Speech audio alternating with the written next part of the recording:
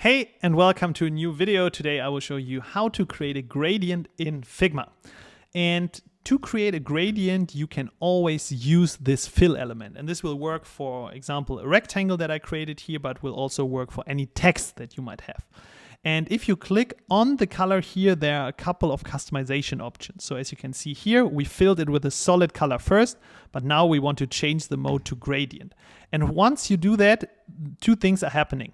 So first of all, it shows already a predefined gradient with like two different colors here.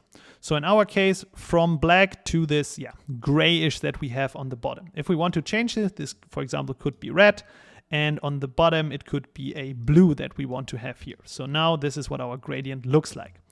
So a couple of things that you can do with these gradients. Obviously, you can also change the direction. And to do this, you can just use the endpoints and move them around in your element to create a gradient as you want to have it. And then by clicking in here, you can add a third element, or basically unlimited elements.